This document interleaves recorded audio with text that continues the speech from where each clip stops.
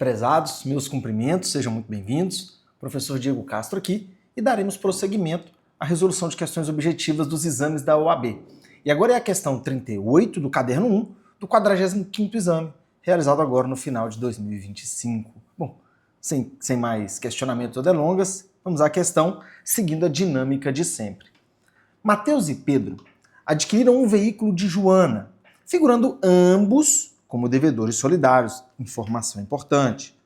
Figurando ambos como devedores solidários. Foi pactuado que o pagamento seria feito no prazo de 30 dias, contado da data de celebração do contrato. Ocorre que, 10 dias após o acordo, Mateus faleceu, deixando 2 herdeiros. Sobre as obrigações de cada um dos herdeiros de Mateus, assinale a afirmativa correta.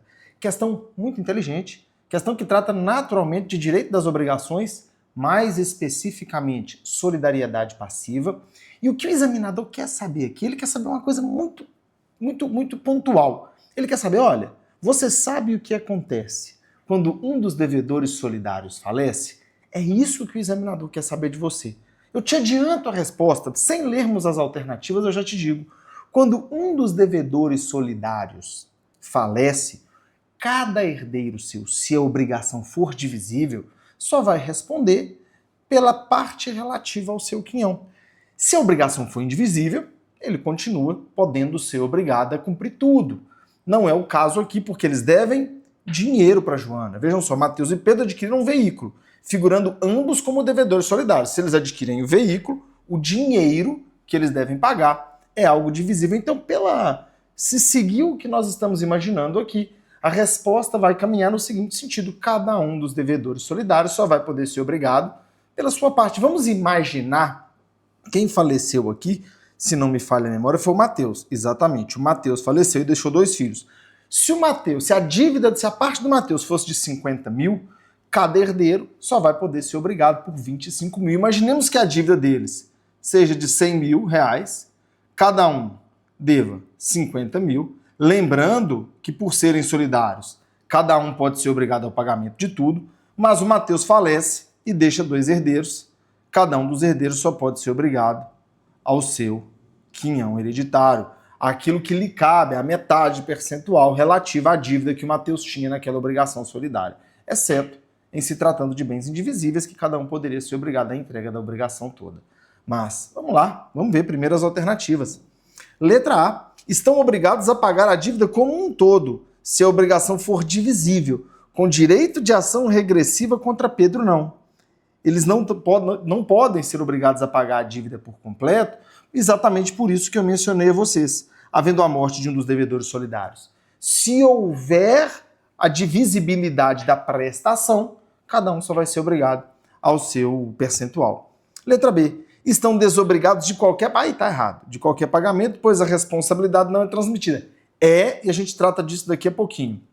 Lembrando que eles não vão pagar com o seu patrimônio, mas com a herança relativa ao seu quinhão.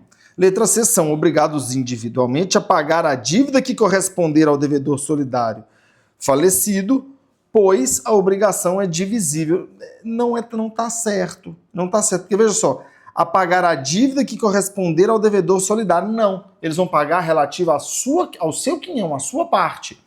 E letra D. São obrigados a pagar apenas a parte que corresponder à sua cota hereditária, pois a obrigação é divisível. Letra D. E aqui a gente vai ter que conjugar alguns artigos. Primeiro deles, a gente pode mencionar o artigo 275 do Código Civil, óbvio. Nesse contexto, o artigo 275, por remeter à divisibilidade, a gente pode mencionar também o artigo 257, que trata das obrigações divisíveis. E eu gosto de enriquecer mencionando o artigo 1792, que trata do princípio do non ultra vires hereditatis, no sentido de que as dívidas do falecido não podem ultrapassar as forças da herança. Então perceba, os herdeiros eles vão ser obrigados a pagar, cada um dentro da sua cota hereditária, mas dentro dos limites da força da herança. Aquilo que ultrapassar a força da herança, o patrimônio do herdeiro não vai poder ser atacado, não. Então, resposta correta, letra D. Vamos fazer o seguinte, vamos passear pelo Código Civil para ver se a gente consegue encontrar esses dispositivos. Vamos procurar primeiro o 275. Vamos lá. O credor tem direito... o 275 fala da solidariedade passiva, né, que o credor tem direito de exigir e receber de um ou algum dos devedores parcial ou totalmente a dívida em comum. E vamos para o 276, perdão. Então a gente volta aqui e menciona também o 276. Era para eu ter mencionado também o 276 do Código Civil. E a gente volta lá para o nosso Código Civil. Se um dos devedores solidários falecer deixando herdeiros, é o caso do problema, nenhum destes será obrigado a pagar senão a cota que lhe corresponder ao seu quinhão hereditário, salvo se a obrigação for indivisível. Isso em relação ao credor.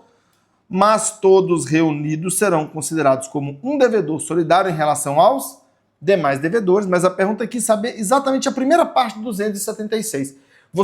O que você precisa saber para essa questão? Morre um dos devedores solidários, cada um dos herdeiros só vai responder pela parte que lhe couber na herança. Ele não vai ser um devedor solidário, exceto se a obrigação for indivisível, não tem como dividir, e também, obviamente, quando todos estiverem reunidos, sendo cobrados por alguns dos outros devedores solidários. Então, artigo 276, vamos passear lá no 1792. 1792, só para exemplificar, a questão nem é de direito das sucessões, 1792. O herdeiro não responde por encargos superiores às forças da herança, incumbe-lhe, porém, a prova do excesso, salvo se houver inventário que é escuso, demonstrando o valor dos bens herdados. Bom, resolvemos mais uma questão. 38 do caderno 1 do 45º exame. Questão de direito civil. Gente, um abraço e bons estudos.